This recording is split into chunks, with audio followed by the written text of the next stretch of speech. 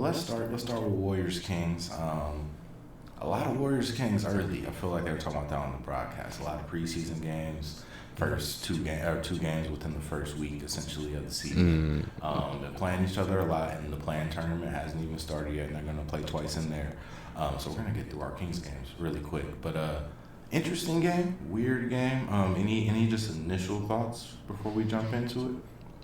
I was going to try to get the rundown from this one on y'all. I just watched Klay Thompson's interview after the game, and it was pretty funny. And I know Fox was out, so it feels like it was a trap game. I think I heard them say that before. Like, it's a trap game to no De'Aaron. So I'm interested to see how this one actually went, how it came down to a Klay game winner from y'all. Especially trap game, especially with the schedule, right? It's a home game, but it's that weird thing where it's a home game in between two road games, in between kind of two long road trips. So it's a home game, but it's a road game you're playing at your home arena. Yeah. But yeah, I think you brought up a good point. Klay Thompson, game winner. Probably we should start with this. It was good to see, man. I feel like I've seen Klay miss this shot so much since he's been back. Like, have an opportunity to hit a big shot late in the game to either kind of win, or he just missed it a couple of times. So it was good to see him knock it down. And like you said, good post game interview. It was good. He seemed excited. It's good to see Klay. I felt like he had that moment a few weeks into his first when he first got back, when he started to really hit. I think you could tell the excitement of just him kind of getting back to what he feels like he should be consistently. And I think this was another moment for him where it's like, yeah, I'm still Klay Thompson. I can still do this. I'm still one of the best shooters in the league. But interesting game overall. He only shot 4 threes. Klay. Yeah, that's what I was gonna say. Interesting game overall. I want to see. I think my biggest question this many games to the season, especially for a team that's 4-1 playing great basketball, is I just kind of want to see how the Draymond and Chris Paul on the court at the same time thing, and I guess it's more specifically Draymond, Chris Paul, and Looney, just how that all is going to go together. And it's honestly not even as much about Chris. Chris struggled to make shots today. I think he didn't get his first made shot until pretty late in the game, or sometime in the fourth. The ball has to go into the basket, I guess. This is the second time they've scored under 105 points this season, and I feel like that was atypical even of bad nights for the Warriors for a long time now. So I'm interested to see how the offense kind of meshes. Yeah. Now that the full squad's kind of in the mix, but overall pulled out a good win. Any thoughts that you kind of checking in and out of this one? Yeah, I don't know. Chris Paul and Draymond thing. I mean, I guess today was okay. Draymond had 9 assists. Chris Paul had 8. It just, how much do they actually need to play together? Yeah. Did they? How much did they play together today? Actually. Let's see if we can math it out to at least. Let me see. 27 minutes. Chris Paul played 28. So that's an overlap of at least about 7 minutes, so probably at least 7, probably closer to 10, 12, 13 minutes that they probably played together. 2 stints. Yeah. Probably 2 stints being out. That's a minimum. It could have been more than that. So yeah, I mean, they're playing together a significant chunk of the game, no matter what, because they're both, I mean, Chris Paul's been, we'll see how long it lasts, but Chris Paul's been like a 28 to 32 minute a night guy pretty much all year so far, so they're going to play a lot of time together. They're going to play at least some chunks of time together. And it's gonna be interesting because it is like, they do the same thing. They do it in very different ways, but they both kind of are providing the same thing. And I think if Chris can't create for one another, really, it's like they're both creators. They can't create. They're not. Neither of those guys are play finishers on a night-to-night basis at all. I don't know how dynamic the Chris Paul, Draymond Green pick and roll can be. Yeah, just have everybody else is just staying attached, and if somebody like Looney's out there to put an extra man around the rim. So it's again, they're 4-1. It's probably fine. That was probably just again second time they've scored a low number of points that I'm not used to them seeing. Somebody was saying Chris Paul just slowed down the pace a lot more than you like to see this team play a lot of the time. So yeah, we'll see. It's interesting. There's nothing to really be worried about, but interesting that they played this one close with no De'Aaron and struggled offensively. Good to see them. My bad. Draymond 2 early threes too. You made 2? Yeah. Oh yeah, no, they did say that. Yeah, that's a locked in the win early. If you make 2 threes, they shouldn't lose.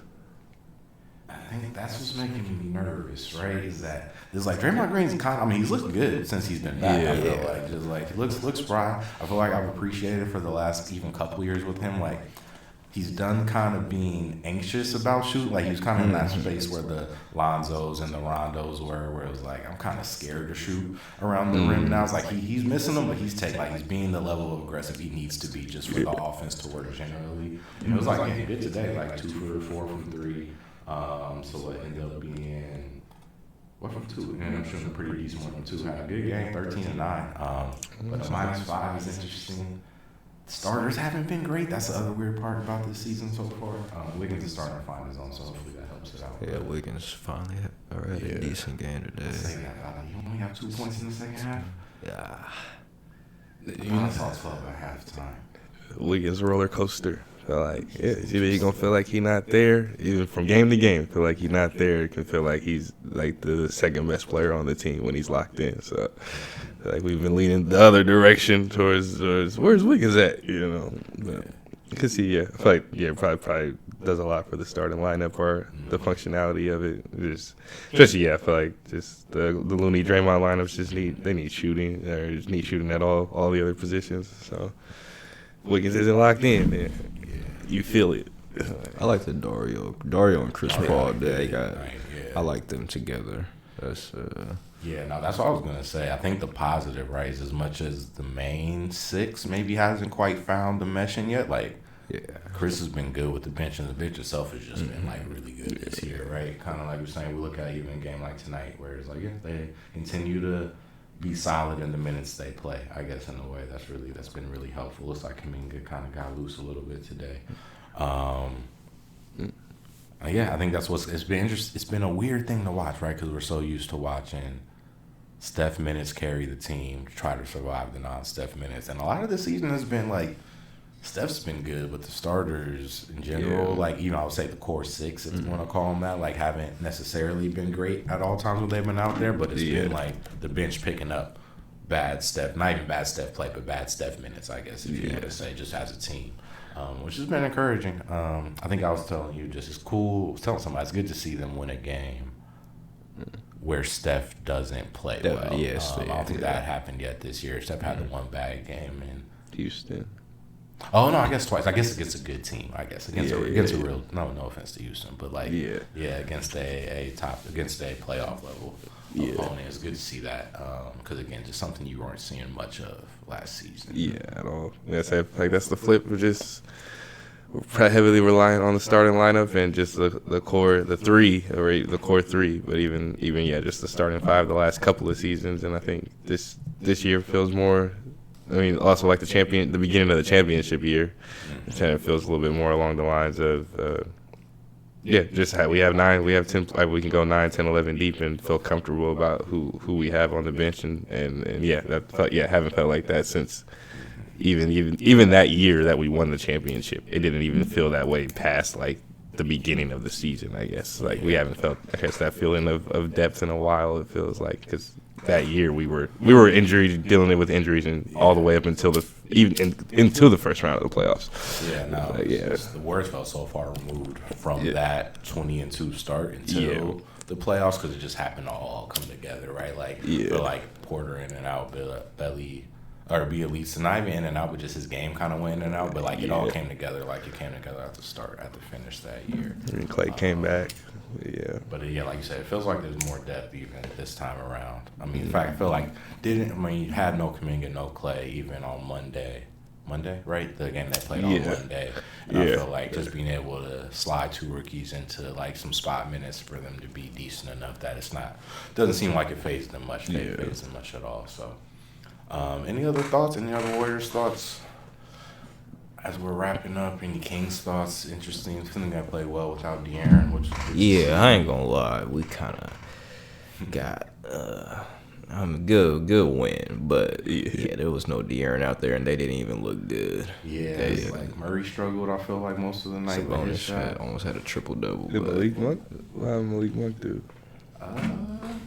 15. I feel like I saw him. He had a good night. But yeah, it wasn't like just a low scoring game from two teams. Yeah, that typically not low scoring. It wasn't like this incredible performance, but it's good. It's good to see a team gut out wins when it gets ugly.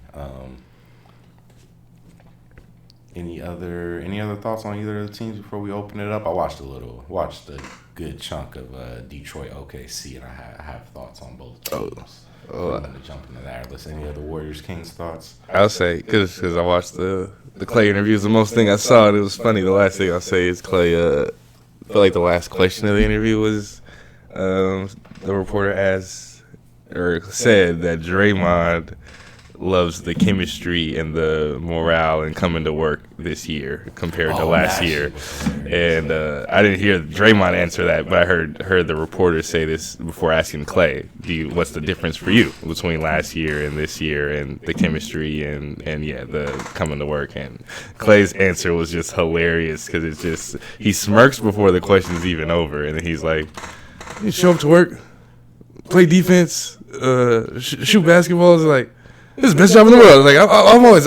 It's always a good locker room for me. I was just like, it's like, oh, this night and day of just Draymond started last season punching his teammate. Like no matter how bad it seemed like things got for Klay last year, like on the court stuff, it was just like, yeah, no, he's having fun and he's getting along with so you kind of can't tell him nothing and like not in the negative.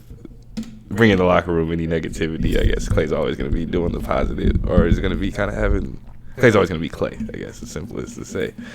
Just showing up to shoot, showing up to play some defense. Draymond's quote for that question was hilarious. Draymond's quote to that question was hilarious. Or if he got the same question, a similar question. Yeah, He went in about how it was just last year's. It was that unaware thing where he's just going in about how bad last year sucks and how good it is, like not acknowledging that you're the reason it was bad last year type shit. The very first thing that happened last year was locker room trauma via Draymond Green. But yeah, no, his response was hilarious. But yeah, again, it's good to see Klay. Klay's feeling good, man. Yeah. Much wants to say that last year got a little weird. Yeah, I was say it was funny to hear him say because it felt like he was smiling and smirking at just being able to have a different answer than Draymond, or like knowing Draymond's answer is kind of weird, but also it was like Klay, like you was not like last November and December. It did not seem like you was having any fun like at all. And I don't know what the locker room was like for him then, but yeah, maybe that's exactly why. It's like Klay is at the end of the day, I feel like Klay is always. He's a very simple guy. It just kind of comes back to, compete for championships and play with the best players in the world. Yeah, it's always going to come back to that. What did Draymond say? Last year, we had an awful team as far as chemistry goes. Last year was horseshit. Had to come to work, not fun. Hard to come to work, not fun. This year, you see the joy on guys' face when they come into the building. This is a group that likes being together. Which, again, is not anything that's untrue. It's just hilarious that you can say that with a straight face, I guess. Without at least an acknowledgement of, like, why was chemistry bad last year? So bad last year, Draymond. But that's the Warriors, and that's those three dudes, man. They're always going to give you something different. Anything else?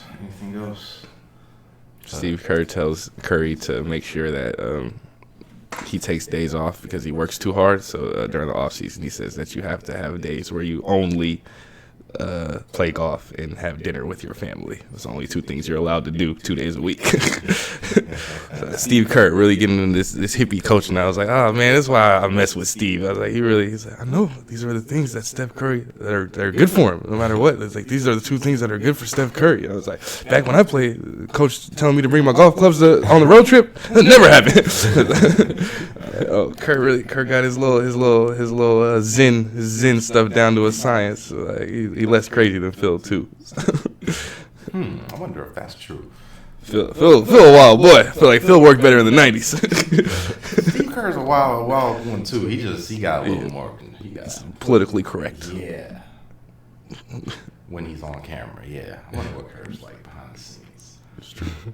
Then again, that one there was Phil Jackson. That's a good point.